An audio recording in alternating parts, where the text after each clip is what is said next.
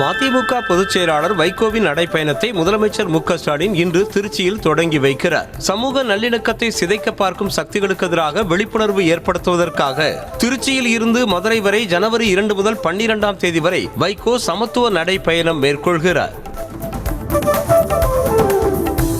ஆங்கில புத்தாண்டு தினத்தையொட்டி சென்னை மெரினா கடற்கரையில் உள்ள அண்ணா மற்றும் கலைஞர் கருணாநிதி ஆகியோரின் நினைவிடங்களில் முதலமைச்சர் மு.க.ஸ்டாலின் மலர் தூவி மரியாதை செலுத்தினார். தொடர்ந்து அங்கிருந்த பொதுமக்களை சந்தித்து புத்தாண்டு வாழ்த்துக்களை பகிர்ந்து கொண்ட அவர் அவர்களுடன் செல்ஃபி எடுத்து மகிழ்ந்தார்.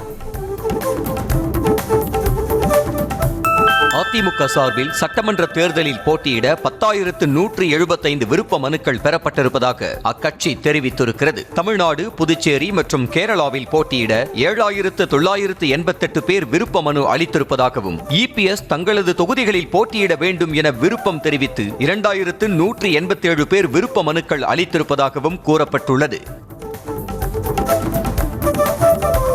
வரும் தேர்தலில் பாஜகவையும் அதன் பி டீம்களையும் எதிர்கொள்ள திமுக தயார் என துணை முதலமைச்சர் உதயநிதி ஸ்டாலின் தெரிவித்துள்ளார். தனியார் தொலைக்காட்சிக்கு பேட்டி கொடுத்த அவர், தமிழ்நாட்டில் பலவீனமாக இருந்தாலும் அதிமுக தான் தங்களது போட்டியாளர் என திட்டவட்டமாக கூறினார். சென்னை தலைமைச் செயலகத்தில் அரசு ஊழியர்கள் மற்றும் ஆசிரியர்கள் சங்கங்களான ஜாக்டோஜியோ, போர்டாஜியோ அமைப்புகளுடன் அமைச்சர்கள் குழு இன்று மீண்டும் பேச்சுவார்த்தை நடத்த உள்ளனர். பழைய ஓய்வூதிய திட்டம் உள்ளிட்ட 10 அம்ச கோரிக்கைகளை வலியுறுத்தி வரும் 6ஆம் தேதி முதல் தொடர் வேலைநிறுத்த போராட்டத்தில் ஈடுபடப் போவதாக ஜாக்டோஜியோ அறிவித்திருக்கிறது. திருச்சியில் 5ஆம் தேதி நடைபெறும் நம்ம ஊர் மோடிஜி பொங்கல் விழாவில் மத்திய உள்துறை அமைச்சர் அமித் ஷா பங்கேற்கிறார். இதற்காக ஞாயிற்றுக்கிழமை தமிழ்நாடு வரும் அவர் புதுக்கோட்டையில் நயினார் நாகேந்திரனின் யாத்திரை நிறைவு விழாவில் பங்கேற்பதுடன் கூட்டணி மற்றும் தேர்தல் முன்னேற்பாடுகள் குறித்து ஆலோசனை நடத்துகிறார். உள்துறை அமைச்சர் அமித்ஷாவின் தமிழக வருகை தொடர்பாக தங்களுக்கு எந்த அழைப்பும் விடுக்கப்படவில்லை என்று தேமுதிக பொதுச் செயலாளர் பிரேமலதா விஜயகாந்த் தெரிவித்தார். கட்சி தலைமை அலுவலகத்தில் ஆங்கில புத்தாண்டை கொண்டாடிய அவர், இதுவரை அதிகாரப்பூர்வமாக யாரும் தங்களிடம் பேசவும் இல்லை, அழைக்கவும் இல்லை என்றார். ஜனவரி 5ஆம் தேதி தேமுதிகவின் மாவட்ட செயலாளர்கள் கூட்டம் நடைபெற உள்ளதாக அறிவிக்கப்பட்டுள்ளது. சென்னை கோயம்பேட்டில் உள்ள தலைமை அலுவலகத்தில் பொதுச் செயலாளர் பிரேமலதா விஜயகாந்த் தலைமையில் கூட்டம் நடைபெற உள்ளதாக அறிவிக்கப்பட்டுள்ளது. கரூரில் 41 பேர் துடிதுடித்து உயிரிழந்த போது சென்னைக்கு ஓடி வந்த அறிவாளிகள் எல்லாம் தன்னை அறிவாளி இல்லை என பேசுவதை பொருட்படுத்த முடியாது என ஆதவ் அர்ஜுனாவுக்கு அமைச்சர் மா சுப்பிரமணியன் பதிலடி கொடுத்திருக்கிறார். சென்னை கிண்டியில் செய்தியாளர்களிடம் பேசிய அவர், அறிவே இல்லாத துறையைத்தான் அமைச்சரிடம் கொடுக்க வேண்டும் என விமர்சித்த ஆதவ் அர்ஜுனாவுக்கு பதிலளித்தார். திமுக கூட்டணி கட்சிகளுக்கிடையே நிலவும் அதிருப்தியை விசிக தலைவர் திருமாவளவனின் செயல்பாடு காட்டுவதாக தவேக மாநில நிர்வாக குழு தலைமை ஒருங்கிணைப்பாளர் செங்கோட்டையன் தெரிவித்தார். திருப்பூர் மாவட்டம் காங்கேயத்தில் செய்தியாளர்களை சந்தித்த அவர், என்ன நடக்கப் போகிறது என்பதற்கு காலம் பதில் சொல்லும் என்று கூறினார். திருத்தணி விவகாரம் தொடர்பான 22 வலைதள பக்க பதிவுகளை முடக்கும்படி எக்ஸ் கார்ப்பரேஷன் நிறுவனத்திற்கு Tamil Nadu cyber crime DGP Sandeep Mittal கடிதம் எழுதியிருக்கிறார். அந்த கடிதத்தில் தவறான தகவல்களும் அவதூறு செய்திகளும் பரப்பப்படுவதாகவும், முடக்க தவறினால் எக்ஸ் நிறுவனம் மீது சட்டப்படியான நடவடிக்கை எடுக்கப்படும் எனவும் தெரிவித்திருக்கிறார்.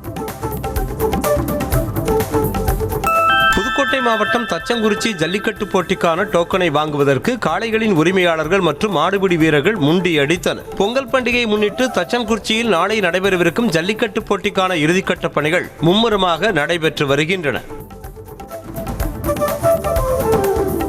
கடந்த மாதம் நாட்டில் 1,75,000 கோடி ரூபாய் ஜிஎஸ்டி வசூலாகி இருப்பதாக மத்திய நிதியமைச்சகம் வெளியிட்டுள்ளது. டிசம்பரில் 1,74,550 கோடி ரூபாய் ஜிஎஸ்டி வசூலாகி இருப்பதாகவும், அதில் சிஜிஎஸ்டி 34,289 கோடி ரூபாயும், எஸ்ஜிஎஸ்டி 41,368 கோடி ரூபாயும், ஐஜிஎஸ்டி 98,394 கோடி ரூபாயும் வசூலாகி இருப்பதாக தெரிவிக்கப்பட்டுள்ளது.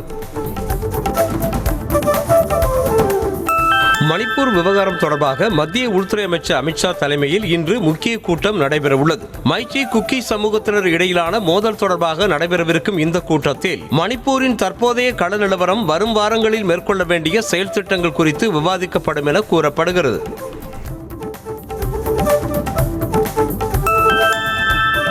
அனைத்து இந்திய மொழிகளுக்கும் சமமான முக்கியத்துவம் உண்டு என RSS தலைவர் மோகன் பகவத் தெரிவித்திருக்கிறார். சத்தீஸ்கர் மாநிலம் ராய்ப்பூரில் நடைபெற்ற பொதுக்கூட்டத்தில் பேசிய அவர், வேறொரு மாநிலம் அல்லது பிராந்தியத்தில் வசிப்பவர்கள் அந்த மாநிலம் அல்லது பிராந்தியத்தின் மொழியை கற்றுக்கொள்ள வேண்டும் என்றார்.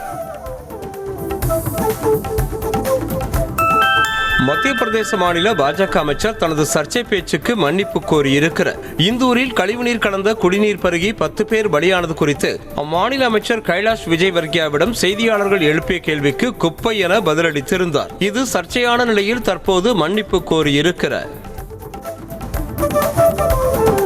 மேகாலயா பாட்னா உயர்நீதிமன்றங்களுக்கு புதிய தலைமை நீதிபதிகள் நியமனம் செய்யப்பட்டுள்ளனர். மேகாலயா தலைமை நீதிபதியாக ரேவதி பிரசாத் மோகித் டேரே மற்றும் பாட்னா தலைமை நீதிபதியாக சங்கம் குமார் சாஹூ ஆகியோர் நியமனம் செய்யப்பட்டுள்ளனர். இதற்கான உத்தரவை குடியரசுத் தலைவர் திரௌபதி முர்மு பிறப்பித்திருக்கிறார். இந்தியாவின் முதல் புல்லட் ரயில் சேவை 2027 ஆகஸ்ட் 15ஆம் தேதி செயல்பாட்டுக்கு வரும் என மத்திய ரயில்வே அமைச்சர் அஸ்வினி வைஷ்ணவ் தெரிவித்திருக்கிறார். முதல் பகுதியாக சூரத் முதல் பிலிமோரா வரை இயக்கப்படும் என்றும் அதன் பிறகு வாபி முதல் சூரத் வரை விரிவாக்கம் செய்யப்படும் எனவும் தெரிவித்தார். மேலும் படிப்படியாக மும்பை முதல் அகமதாபாத் வரையிலும் விரிவுபடுத்தப்படும் என்றார்.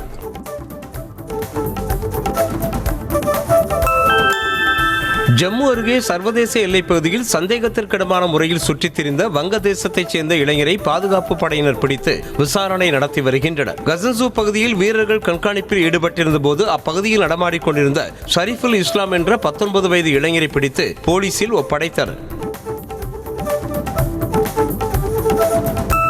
கர்நாடகாவில் பேனர் வைப்பதில் ஏற்பட்ட தகராறில் காங்கிரஸ் நிர்வாகி கொல்லப்பட்ட சம்பவம் பதற்றத்தை ஏற்படுத்தியுள்ளது. பல்லாரியில் வால்மீகி சிலை திறப்பு விழா இன்று நடைபெறுகிறது. இந்த நிலையில் காங்கிரஸ் எம்எல்ஏ பரத் ரெட்டியின் ஆதரவாளர்கள் எதிர்க்கட்சி எம்எல்ஏவான ஜனார்தன் ரெட்டி வீட்டின் அருகே பேனர் வைத்ததாக சொல்லப்படுகிறது. இதில் இரு கட்சி தொண்டர்களுக்கும் இடையே மோதல் ஏற்பட்டு கை கலப்பானது.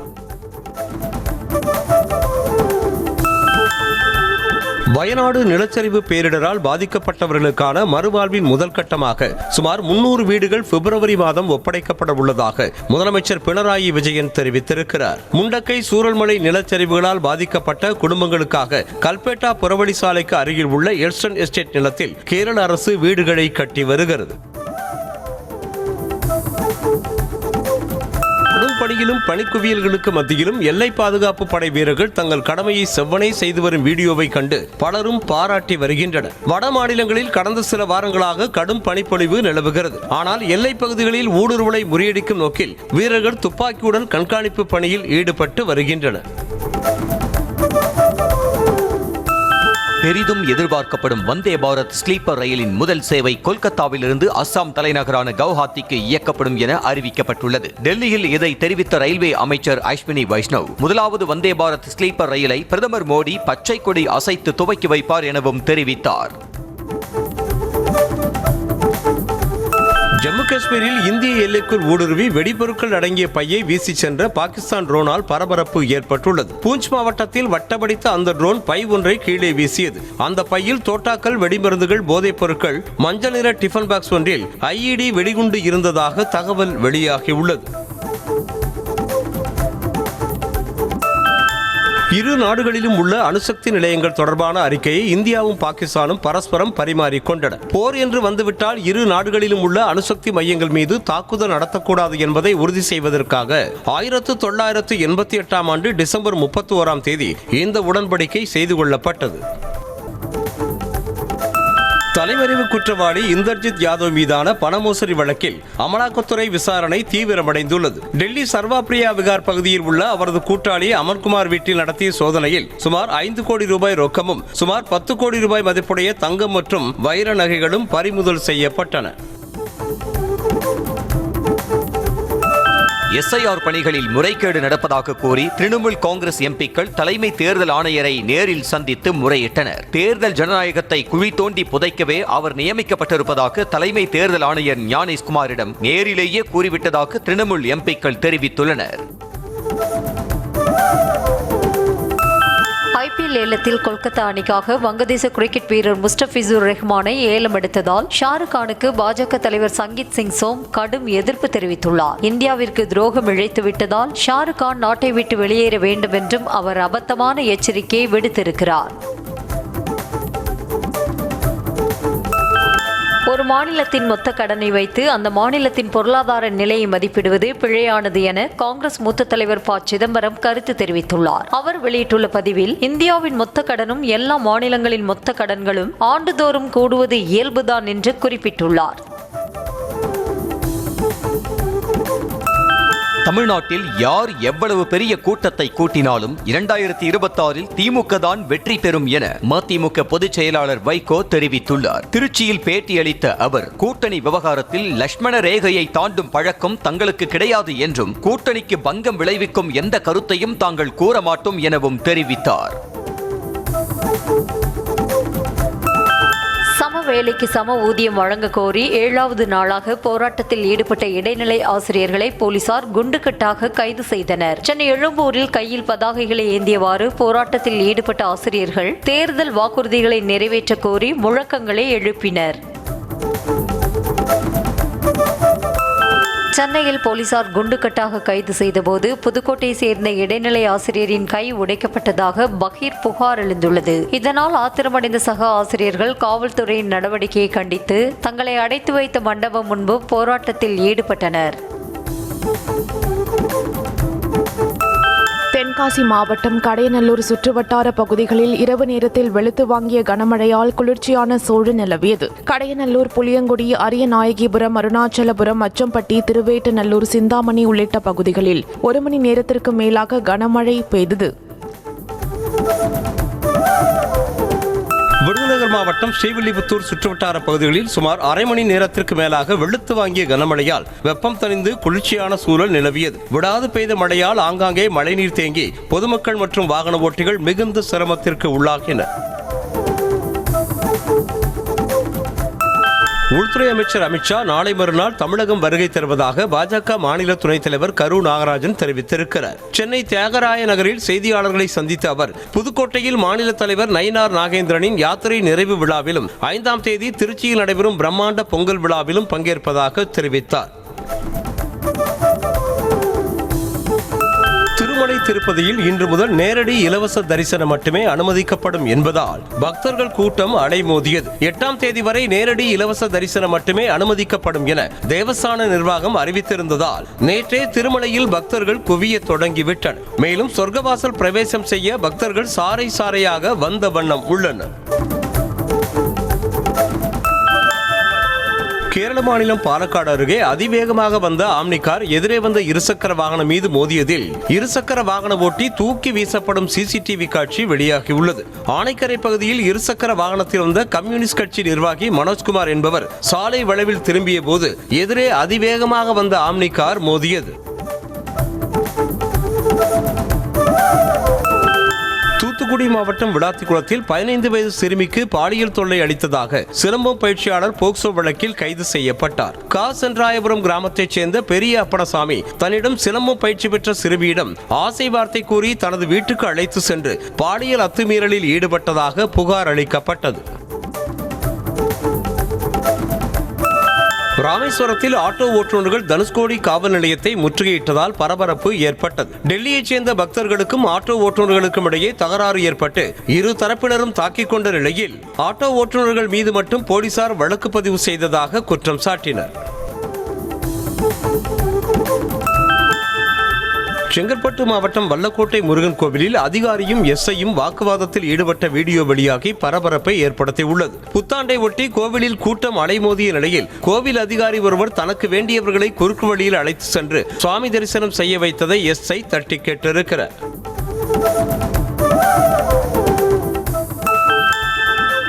நாமக்கல் மாவட்டம் திருச்செங்கோடு அருகே முன்விரோதம் காரணமாக கோஷ்டி மோதலில் ஈடுபட்ட இரு தரப்பைச் சேர்ந்த 7 பேரை போலீசார் கைது செய்தனர். குமாரமங்கலம் பகுதியைச் சேர்ந்த ஓட்டுநர் கௌதம் பிரசாதுக்கும் தனுஷுக்கும் சிறுவயது முதலே தகராறு இருந்து வரும் நிலையில் இரு தரப்பினரும் கும்பலாக மோதிக்கொண்ட சிசிடிவி காட்சி வெளியாகியுள்ளது.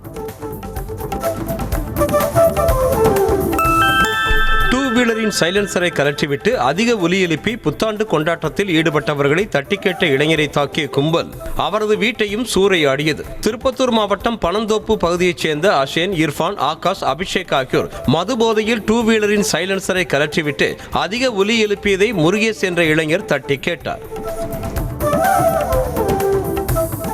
இலங்கையில் இருந்து கடத்தி வரப்பட்ட சுமார் 8 கோடி ரூபாய் மதிப்புடைய தங்கத்தை கியூ பிரான்ச் போலீசார் நாகை அருகே பறிமுதல் செய்து ஒருவரை கைது செய்தனர். தங்கம் கடத்த பயன்படுத்திய 2 வீலரையும் பறிமுதல் செய்தனர். நாகை வனவன் மகாதேவியைச் சேர்ந்த சிவகுமார் வேதாரண்யம் கடற்கரை பகுதிக்கு கடல் வழியாக சுமார் 6 கிலோ தங்கத்தை கடத்தி வந்ததாக கூறப்படுகிறது. மாவட்டம் போடிநாயக்கனூர் சுற்றுவட்டார பகுதியில் பெய்த திடீர் கனமழையால் சாலைகளில் மழைநீர் பெருக்கெடுத்து ஓடியது. சுமார் 2 மணி நேரமாக கொட்டி தீர்த்த கனமழையால் நகரின் முக்கிய பகுதியான பார்க் நிறுத்தம், வள்ளுவர் சிலை பேருந்து நிலையம் பகுதிகளில் மழைநீருடன் சாக்கடை கழிவுநீரும் கலந்து ஓடியதால் பொதுமக்கள், வாகன ஓட்டிகள் கடும் அவதிப்பட்டனர். புத்தாண்டு பிறப்பையொட்டி புதன்கிழமை மாலை முதல் நள்ளிரவு வரை களை கட்டிய சென்னை பெசன்ட் நகர் கடற்கரை ஆங்கில புத்தாண்டு தினமான நேற்று மக்கள் கூட்டத்தால் திக்குமுக்காடியது. புத்தாண்டை கொண்டாடுவதற்கும் விடுமுறையை கழிக்கவும் ஏராளமான பொதுமக்கள் குடும்பத்துடன் கூட்டமாக வருகை தந்ததால் கடற்கரை பகுதியில் கூட்டம் அலை மோதியது. நெல்லை மாவட்டம் வள்ளியூர் சுற்றுவட்டார பகுதிகளில் இரவு நேரத்தில் கனமழை கொட்டி தீர்த்தது. கடந்த சில நாட்களாகவே இரவில் பனிப்பொழிவு அதிகமாக இருந்து வந்த நிலையில் மழையும் பெய்ததால் பொதுமக்கள் கடும் குளிரில் அவதியடைந்தனர்.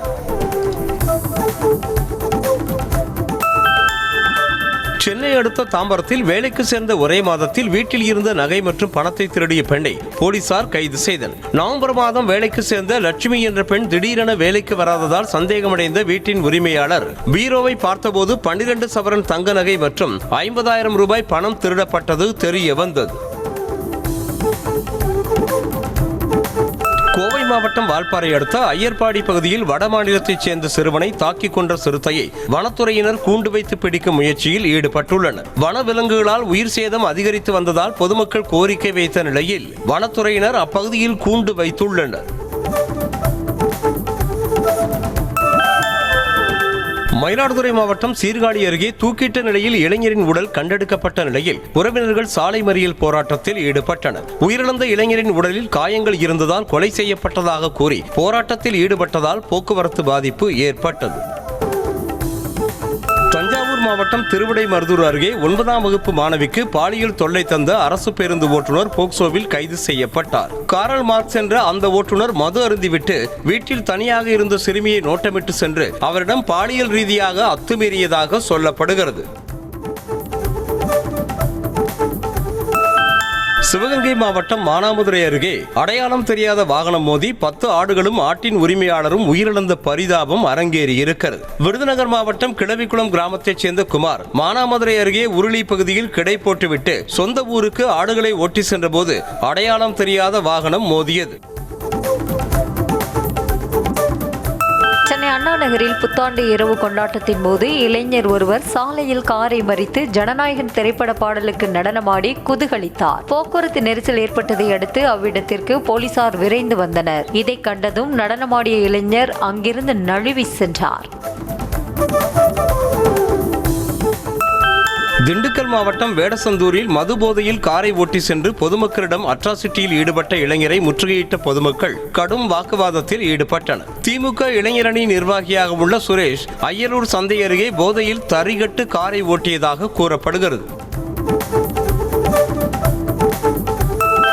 5 அம்ச கோரிக்கைகளை வலியுறுத்தி தஞ்சாவூர் மாவட்டம் பாபநாசம் அருகே கரும்பு விவசாயிகள் கருப்பு கொடி ஏந்தி கண்டன ஆர்ப்பாட்டத்தில் ஈடுபட்டனர். திருஆரூரான் சர்க்கரை ஆலை வழங்க வேண்டிய நிலுவைத் தொகையை தர வேண்டும் என்பது உள்ளிட்ட கோரிக்கைகளை வலியுறுத்தி கரும்பு விவசாயிகள் கடந்த 2022ஆம் ஆண்டு முதல் தொடர் போராட்டம் நடத்தி வருகின்றனர். 30 ஆண்டுகளாக இந்திய ராணுவத்தில் பணியாற்றி ஓய்வு பெற்று சொந்த ஊர் திரும்பிய ரவிக்குமார் என்பவருக்கு திருவாரூர் மாவட்டம் மன்னார்குடி அருகே மேல திருப்பாலக்குடி மக்கள் உற்சாக வரவேற்பு அளித்தனர். மேளதாளம் முழங்க ரவிக்குமாரை அழைத்து வந்த மக்கள் அவருக்கு சல்யூட் அடித்து மரியாதை செலுத்தினர். திருப்பூர் பூலுவப்பட்டியில் தனியாருக்கு சொந்தமான பாறை குழியில் கொட்டப்பட்ட குப்பைகள் தீப்பற்றி எரிந்ததில் அப்பகுதி முழுவதும் கரும்புகை சூழ்ந்தது. மாநகராட்சியில் சேகரிக்கப்படும் குப்பைகளை பாறை குழிகளில் கொட்டுவதற்கு பொதுமக்கள் எதிர்ப்பு தெரிவித்து வரும் நிலையில் மர்ம நபர்கள் வைத்த தீ 2 மணி நேர போராட்டத்தில் கட்டுக்குள் வந்தது.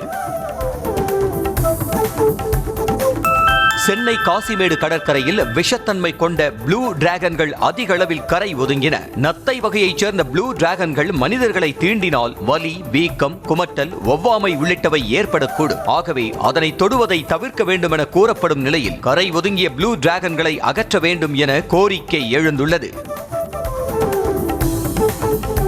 புதுச்சேரியில் குடிபோதையில் காரை ஓட்டி சாலை ஓரம் இருந்த மீன்கடை மீது மோதி விபத்து ஏற்படுத்திய காரின் கண்ணாடிகளை பொதுமக்கள் அடித்து நொறுக்கினர். மேலும் ஆத்திரமடைந்த பொதுமக்கள் காரில் இருந்த இளைஞர்களுக்கு தர்ம அடி கொடுத்து காவல் நிலையத்தில் ஒப்படைத்த நிலையில் போலீசார் வழக்கு பதிவு செய்தனர். திருவனந்தபுரத்தில் உயர் ரக போதைப் பொருட்களை காரில் கடத்தி சென்றதாக 2 மருத்துவர்கள் உட்பட 7 பேர் கும்பலை போலீசார் கைது செய்தனர். கனியாபுரத்தில் வாகன தணிக்கையின் போது போலீசிடமிருந்து காரில் தப்பி சென்ற கும்பல் அப்பகுதியில் உள்ள வீட்டில் பதுங்கி இருந்தது. அந்த கும்பலை சுற்றி வளைத்து போலீசார் கைது செய்தனர். சிகரெட் உள்ளிட்ட புகையிலை பொருட்கள் மீது அதீத வரி விதிக்கப்படும் என்ற மத்திய அரசின் அறிவிப்பை தொடர்ந்து முக்கிய சிகரெட் தயாரிப்பாளர்களான ஐடிசி மற்றும் காட்ஃப்ரே பிலிப்ஸ் இந்தியா நிறுவன பங்குகள் படு வீழ்ச்சியை சந்தித்துள்ளன. குறிப்பாக காட்ஃப்ரே பிலிப்ஸ் இந்தியா நிறுவன பங்குகள் 17.8% வரை வீழ்ச்சியை சந்தித்தன. சபரிமலை ஐயப்பன் கோயிலில் இருந்து மேலும் அதிக அளவில் தங்கம் திருடப்பட்டிருப்பதாக அதை விசாரிக்கும் சிறப்பு புலனாய்வு குழுவினர் தெரிவித்துள்ளனர். சன்னிதான கதவு, துவாரபாலகர் சிற்பங்கள் மட்டுமின்றி கதவுக்கு மேல் உள்ள பல பாகங்களும் திருடப்பட்டிருப்பதாக கொல்லம் நீதிமன்றத்தில் அறிக்கை தாக்கல் செய்துள்ளது. சிந்து நதிநீர் ஒப்பந்தத்தின் கீழ் அந்த நதிப்படுகையின் மேற்கில் உள்ள நதிகளின் நீரை தவறாக பயன்படுத்த இந்தியாவிற்கு அனுமதி இல்லை என பாகிஸ்தான் தெரிவித்துள்ளது. மேலும் செனாப் நதியில் துல்கஸ்தி 2ஆம் கட்ட நீர்மின் உற்பத்தி திட்டம் குறித்த தகவலை பாகிஸ்தானிடம் இந்தியா பகிர்ந்து கொள்ளவில்லை என்றும் அது குறித்த தகவலை கோரியிருப்பதாகவும் தெரிவித்துள்ளது. தைவானை சீனாவுடன் இணைப்பது தடுத்து நிறுத்த முடியாத வரலாற்று செயல்முறை என சீன அதிபர் ஜி ஜின்பிங் தெரிவித்திருக்கிறார். இதுகுறித்த புத்தாண்டு உரையில் அமைதியான வழியில் இணைப்பையே விரும்புவதாகவும் தைவானின் சுதந்திர பிரிவினைவாதத்தை ஒருபோதும் சகித்துக் கொள்ள முடியாது என்றும் இந்த விவகாரத்தில் அந்நிய சக்திகளின் தலையீட்டை கடுமையாக எதிர்த்து நிற்போம் எனவும் கூறியிருக்கிறார். ரஷ்யா ஆக்கிரமித்துள்ள யுக்ரைனின் கெர்சோன் பகுதியில் ட்ரோன் தாக்குதலில் 24 பேர் உயிரிழந்ததாக ரஷ்யா குற்றம் சாட்டியுள்ளது. புத்தாண்டு கொண்டாட்டங்கள் நடைபெற்ற ஒரு ஹோட்டல் மற்றும் கஃபே மீது யுக்ரைன் ராணுவத்தால் நடத்தப்பட்ட ஆளில்லா விமான தாக்குதலில் ஒரு குழந்தை உட்பட குறைந்தது 24 பேர் கொல்லப்பட்டதாக தெரிவிக்கப்பட்டுள்ளது. ரஷ்யாவுடனான போர் நிறுத்த ஒப்பந்தம் 90% தயாராக உள்ளதாக யுக்ரைன் அதிபர் ஜெலன்ஸ்கி தெரிவித்திருக்கிறார். இதுகுறித்து தனது புத்தாண்டு உரையில் மீதமுள்ள 10% தான் யுக்ரைன் மற்றும் ஐரோப்பாவின் விதியை தீர்மானிக்கும் என்றும் தாங்கள் போரின் முடிவை மட்டுமே விரும்புவதாகவும் யுக்ரைனின் முடிவை அல்ல எனவும் தெரிவித்திருக்கிறார். ஜப்பானின் வடகிழக்கு கடற்கரை பகுதியில் சக்தி வாய்ந்த நிலநடுக்கம் ஏற்பட்டதாக அந்நாட்டின் வானிலை ஆய்வு மையம் தெரிவித்துள்ளது. இவாடே மாகாணத்தில் கடல் பகுதியில் மையம் கொண்டிருந்த நிலநடுக்கம் ரிக்டர் அளவுகோலில் 6.0 அலகுகளாக பதிவானதாக தெரிவித்துள்ளது. இந்த நிலநடுக்கம் ஹொன்சு தீவின் கிழக்கு கடற்கரை பகுதியில் தீவிரமாக உணரப்பட்டதாக கூறப்படுகிறது.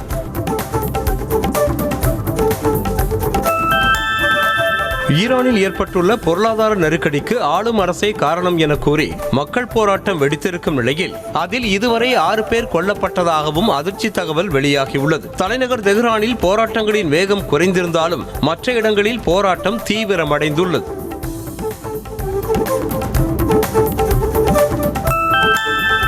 பிலிப்பைன்ஸ் நாட்டில் புத்தாண்டு கொண்டாட்டத்தின் போது மர்ம நபர்கள் வீசிய கையெறி குண்டு வெடித்து 22 பேர் படுகாயமடைந்தனர். கோட்டாபாச்சோ மாகாணத்தில் உள்ள நெடுஞ்சாலையில் மக்கள் புத்தாண்டு கொண்டாட்டங்களில் ஈடுபட்டிருந்த போது 2 வீலரில் வந்த மர்ம நபர்கள் கையெறி குண்டை வீசிவிட்டு தப்பிச் சென்றனர்.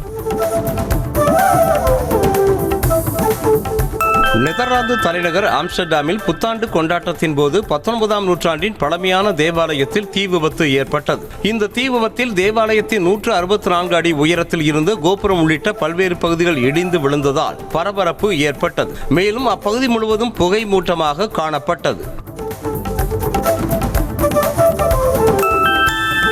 புத்தாண்டு மற்றும் அமெரிக்கா உருவானதன் 250ஆம் ஆண்டு தினத்தை சேர்த்து இரட்டை கொண்டாட்டம் வாஷிங்டனில் களை கட்டியது. 1776ஆம் ஆண்டில் அமெரிக்காவின் தோற்றத்தை குறிக்கும் வகையில் தலைநகர் வாஷிங்டன் நினைவு சின்னத்தில் 6 இரவுகள் நீடிக்கும் ஒளிக்காட்சி புதன்கிழமை அன்று தொடங்கியது.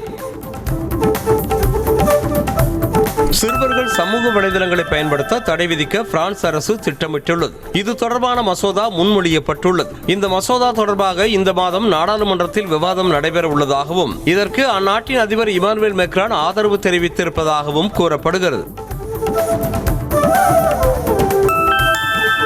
தென்கிழக்கு ஐரோப்பிய நாடான பல்கேரியா பயன்பாட்டில் உள்ள அந்நாட்டு கரன்சியான லெவுக்கு பதிலாக யூரோவை சட்டப்பூர்வ கரன்சியாக ஏற்றிருக்கிறது. இது தொடர்பான அதிகாரப்பூர்வ அறிவிப்பு வெளியிடப்பட்டுள்ளது. உடனடி கரன்சி மாற்றம் சிரமத்தை ஏற்படுத்தும் என்பதால் அடுத்த மாதம் 1ஆம் தேதி முதல் யூரோ மட்டுமே அதிகாரப்பூர்வ கரன்சியாக மாறும் என அந்நாட்டு அரசு அறிவித்திருக்கிறது. புத்தாண்டை முன்னிட்டு இங்கிலாந்து மற்றும் ஆஸ்திரேலிய கிரிக்கெட் வீரர்களை ஆஸ்திரேலிய பிரதமர் ஆண்டனி அல்பனீஸை நேரில் சந்தித்து வாழ்த்து கூறி விருந்தளித்தார். ஆஸ்திரேலியாவில் சுற்றுப்பயணம் மேற்கொண்டு விளையாடி வரும் இங்கிலாந்து கிரிக்கெட் அணி ஆஷஸ் டெஸ்ட் தொடரில் பங்கேற்றுள்ளது. 2027ஆம் ஆண்டு 50 ஓவர் உலகக்கோப்பை தொடருக்கு பிறகு ஒருநாள் கிரிக்கெட்டின் நிலை குறித்துதான் சற்று வருத்தப்படுவதாக முன்னாள் கிரிக்கெட் வீரர் அஸ்வின் தெரிவித்துள்ளார். இதுகுறித்து பேசிய அவர், சையத் முஷ்டாக் அலி கோப்பையை பின்தொடர்ந்த விதத்தை பார்க்கும் போது ஒருநாள் கிரிக்கெட்டை பார்ப்பது சற்று கடினமாக தெரிகிறது என்றார். விஜய் ஹசாரே கோப்பை தொடரில் ஹைதராபாத் அணியை வீழ்த்தி 37 ரன்கள் வித்தியாசத்தில் பரோடா அணி வெற்றி பெற்றது. ராஜஸ்தான் மாநிலம் ராஜ்கட்டில் நடைபெற்ற போட்டியில் முதலில் பேட்டிங் செய்த பரோடா அணி 50 ஓவர்கள் முடிவில் 4 விக்கெட்டுகள் இழப்பிற்கு 417 ரன்களை குவித்தது. ஹைதராபாத் அணி 49.5 ஓவர்களில் 380 ரன்களுக்கு ஆல் அவுட் ஆனது. ஜம்மு காஷ்மீரில் நடந்த உள்ளூர் கிரிக்கெட் போட்டியின் போது வீரர் ஒருவர் பாலஸ்தீன கொடியை பயன்படுத்தியது சர்ச்சையை ஏற்படுத்தியுள்ளது. ஜம்மு காஷ்மீர் சாம்பியன்ஸ் லீகில் ஒரு போட்டியில் விளையாடும் போது புர்கான் பட் என்ற வீரர் தனது ஹெல்மெட்டில் பாலஸ்தீன கொடியை ஒட்டி விளையாடினார். இதனை அடுத்து அவரை விசாரணைக்கு ஆஜராகும்படி போலீசார் சம்மன் அனுப்பியுள்ளனர். புத்தாண்டை முன்னிட்டு ரெட்ரோ லுக்கில் சிஎஸ்கே வீரர்கள் இருக்கும் புகைப்படத்தை சென்னை சூப்பர் கிங்ஸ் அணி பகிர்ந்திருக்கிறது. 2026 வரவேற்கும் விதமாக இளமை இதோ பாடல் காஸ்டியூமுடன் தோனி உள்ளிட்ட வீரர்கள் இருக்கும் புகைப்படத்தை பகிர்ந்து இளம் வீரர்களுடன் புத்தாண்டை கொண்டாடுங்கள் என சிஎஸ்கே அணி நிர்வாகம் வாழ்த்து தெரிவித்திருக்கிறது. புத்தாண்டை முன்னிட்டு விராட் கோலி தனது இன்ஸ்டாவில் பதிவிட்ட முதல் பதிவு ரசிகர்கள் மத்தியில் வைரலாகி அதிகமாக பகிரப்பட்டு வருகிறது. இந்திய கிரிக்கெட் வீரர் விராட் கோலி 2026ஆம் ஆண்டு புத்தாண்டை துபாயில் மனைவி அனுஷ்கா மற்றும் அவரது குடும்பத்தினரோடு கொண்டாடினார். அவர் வெளியிட்டிருக்கும் பதிவில் ஒளியுடன் 2026ஆம் ஆண்டுக்குள் அடியெடுத்து வைக்கிறேன் என பகிர்ந்திருக்கிறார். நடிகர் ரவி மோகன் அவரது பெண் தோழியான கெனிஷாவுடன் புத்தாண்டை கொண்டாடிய புகைப்படம் இணையத்தில் பரவி வருகிறது. ரவி மோகன் ஆர்த்தி விவாகரத்து வழக்கில் இருவரும் கருத்துக்களையோ அறிக்கைகளையோ வெளியிட நீதிமன்றம் தடை விதித்திருக்கும் நிலையில் புத்தாண்டை ஒட்டி ரவி மோகன் தனது இன்ஸ்டா ஸ்டோரியில் கெனிஷாவுடன் இருக்கும் புகைப்படத்தை பகிர்ந்திருக்கிறார். ஜமா திரைப்பட இயக்குனர் பாரி இளவழகன் புதிய திரைப்படத்தை இயக்கி நடிக்க உள்ளார். இதனை லவ்வர், டூரிஸ்ட் ஃபேமிலி ஆகிய திரைப்படங்களை தயாரித்த $1 மில்லியன் பிக்சர்ஸ் நிறுவனம் தயாரிக்கிறது. நிலவுக்கு என்மேல் என்னடி கோபம் திரைப்படத்தில் நடித்த நடிகை ரம்யா ரங்கநாதன் கதாநாயகியாக நடிக்கிறார். அரிசி திரைப்படத்திற்காக இளையராஜா இசையில் பாடகர்கள் அறிவு மற்றும் வேடன் பாடல் பாடியுள்ளனர். எஸ்.ஏ. விஜயகுமார் இயக்கத்தில் இந்திய கம்யூனிஸ்ட் கட்சியின் முன்னாள் தமிழ்நாடு மாநில செயலாளர் முத்தரசன், நடிகர் சமுத்திரக்கனி இணைந்து நடித்திருக்கும் படம் அரிசி. உணவின் பின்னணியில் உள்ள அரசியலை அழுத்தமாக பேசும் படைப்பாக இத்திரைப்படம் உருவாகியுள்ளது. ஸ்ட்ரேஞ்சர் திங்ஸ் வெப் தொடரின் 5வது சீசனின் இறுதியான 8வது எபிசோட் வெளியானவுடன் லட்சக்கணக்கான ரசிகர்கள் ஒரே நேரத்தில் பார்க்க முயன்றதால் நெட்ஃபிளிக்ஸ் தளம் சுமார் 1 நிமிடத்திற்கு முடங்கியதாக தகவல் வெளியாகியுள்ளது. உலகம் முழுவதும் உள்ள ரசிகர்களால் மிகவும் விரும்பி பார்க்கப்படும் வெப் தொடர்களில் ஒன்று ஸ்ட்ரேஞ்சர் திங்ஸ். நடிகர் ரியோவின் ராமின் லீலா படத்தின் முதற்கட்ட படப்பிடிப்பு நிறைவு பெற்றிருக்கும் நிலையில் அதன் மேக்கிங் வீடியோவை படக்குழு வெளியிட்டுள்ளது. அறிமுக இயக்குனர் ராம்சந்திரன் கண்ணன் இயக்கி வரும் இத்திரைப்படத்தில் கதாநாயகியாக வர்திகா நடித்து வருகிறார். விஜய் நடிப்பில் உருவாகியிருக்கும் ஜனநாயகன் திரைப்படத்தின் ட்ரெய்லர் நாளை மாலை 6:45 மணிக்கு வெளியாகும் என புதிய போஸ்டரை வெளியிட்டு படக்குழு அறிவித்திருக்கிறது. தீவிர அரசியலில் களமிறங்கியிருக்கும் விஜய் நடிக்கும் கடைசி படம் ஜனநாயகன் என்பதால் இத்திரைப்படத்திற்கு சினிமாவை தாண்டி அரசியல் களத்திலும் எதிர்பார்ப்பு ஏற்பட்டுள்ளது. ஆங்கில புத்தாண்டையொட்டி திருவண்ணாமலை அருணாச்சலேஸ்வரர் கோவிலில் திரைப்பட இயக்குனர் பாலா மற்றும் ஐஸ்வர்யா ரஜினிகாந்த் சாமி தரிசனம் செய்தனர். கோவில் நிர்வாகம் சார்பாக இருவருக்கும் மாலை மற்றும் பிரசாதங்கள் வழங்கி உபசரித்தனர்.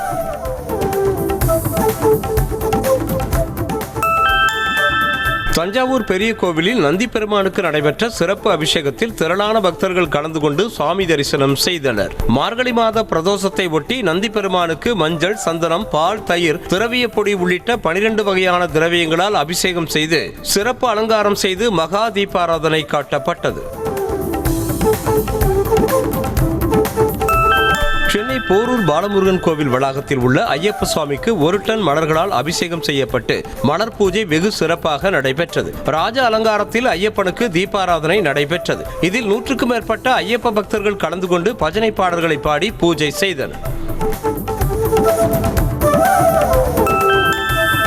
மயிலாடுதுறை மாவட்டம் சீர்காழி அருகே நந்தி பகவானுக்கு நடைபெற்ற சிறப்பு அபிஷேகத்தில் திரளான பக்தர்கள் கலந்து கொண்டு சுவாமி தரிசனம் செய்தனர். மார்கழி மாத பிரதோஷத்தை ஒட்டி திருப்பங்கூர் சவுந்தரநாயகி அம்மன் உடனுரை சிவலோகநாதர் கோவிலில் நந்தி பகவானுக்கு சிறப்பு அலங்காரம் செய்து அபிஷேகம் நடைபெற்றது.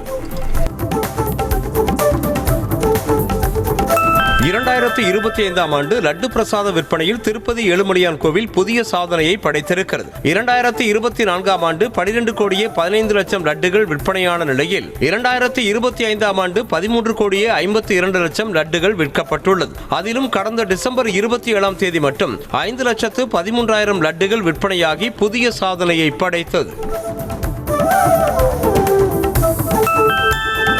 சபரிமலையில் கடந்த 3 நாட்களில் மட்டும் 2,25,000 பேர் சாமி தரிசனம் செய்திருப்பதாக தேவசம் போர்டு அறிவித்துள்ளது. ஆங்கில புத்தாண்டு தினத்தையொட்டி சபரிமலையில் திரளான பக்தர்கள் குவிந்தனர். காலை 11 மணி வரை நெய் அபிஷேகத்திற்கு பக்தர்கள் கூட்டம் அலைமோதியது. மகர விளக்கை முன்னிட்டு நடை திறக்கப்பட்டு நேற்று வரை 3 நாட்களில் 2,25,000 பக்தர்கள் சாமி தரிசனம் செய்தனர். தூத்துக்குடி மாவட்டம் குலசேகரன்பட்டினம் முத்தாரம்மன் கோவிலில் ஆங்கில புத்தாண்டை முன்னிட்டு 1008 பால்குடம் ஊர்வலமாக எடுத்து வரப்பட்டு அம்மனுக்கு சிறப்பு அபிஷேகம் செய்யப்பட்டது. இந்த விழாவில் திரளான பக்தர்கள் கலந்து கொண்டு மனமுருகி அம்மனை வழிபாடு செய்தனர். ஆங்கில புத்தாண்டை ஒட்டி நாகை மாவட்டம் வேளாங்கண்ணியில் ஏராளமான சுற்றுலா பயணிகள் குவிந்ததால் கூட்டம் அதிகரித்து காணப்பட்டது. வேளாங்கண்ணி பேராலயம், கடற்கரை சாலை, வேளாங்கண்ணி கடற்கரை ஆகிய இடங்களில் மக்கள் தலைகளாக காணப்பட்டன. கடற்கரையில் ஏராளமானோர் குடும்பத்தினர் மற்றும் நண்பர்களுடன் கடலில் இறங்கி குளித்தும் புகைப்படம் எடுத்து மகிழ்ந்தனர். மயிலாடுதுறை மாவட்டம் தரங்கம்பாடி அருகே தில்லையாடி சார்ந்தாரை காத்த சாமி கோயிலில் திரளான பக்தர்கள் நேர்த்திக்கடன் செலுத்தி வழிபாடு செய்தனர். சிவலிங்கம், கோவில் கோபுர வடிவம் போன்ற பல்வேறு வடிவங்களை செய்து அதில் அகல் விளக்குகளை ஏற்றி கோவில் திருக்குளத்தில் இட்டு வழிபாடு செய்தனர். புத்தாண்டு தினத்தை ஒட்டி சேலம் மாவட்டம் வாழப்பாடி அருகே உள்ள 146 அடி உயர முத்துமலை முருகன் கோவிலில் திரளான பக்தர்கள் நீண்ட வரிசையில் காத்திருந்து சாமி தரிசனம் செய்தனர். முத்துமலை முருகன் தங்க கவசம் அணிந்து வண்ண மலர்களால் அலங்கரிக்கப்பட்டு ராஜ அலங்காரத்தில் பக்தர்களுக்கு அருள் பாலித்தார். ஆங்கில புத்தாண்டை ஒட்டி சிறுவாபுரி முருகன் கோயிலில் பக்தர் கூட்டம் அலைமோதியது. நீண்ட வரிசையில் சுமார் 1 மணி நேரம் காத்திருந்து பக்தர்கள் முருக பெருமானை தரிசித்தனர். இதேபோன்று பெரியபாளையம் பவானி அம்மன் ஆலயத்திலும் திரளான பக்தர்கள் சுவாமி தரிசனம் செய்தனர். கடந்த ஆண்டு இந்தியாவில் அதிகளவு வாகனங்கள் விற்பனை செய்த நிறுவனங்களின் பட்டியலில் 18,33,748 கார்களுடன் மாருதி சுசுகி முதலிடம் பிடித்து அசத்தி இருக்கிறது. 6,07,447 கார்களை விற்று மஹிந்திரா 2வது இடத்தையும், 5,91,702 கார்களை விற்று டாடா 3வது இடத்தையும் பிடித்திருக்கிறது. திண்டுக்கல் மாவட்டம் கலிக்கம்பட்டி அற்புத புனித பதுவை அந்தோனியார் அலங்கார தேர் பவனியில் திரளான கிறிஸ்தவர்கள் கலந்து கொண்டு வழிபாடு நடத்தினர். 185வது ஆண்டு திருவிழாவை முன்னிட்டு ஆடம்பர திருப்பலியும் தொடர்ந்து வான வேடிக்கையும் பின்னர் ஆடம்பர தேர் பவனியும் நடைபெற்றது.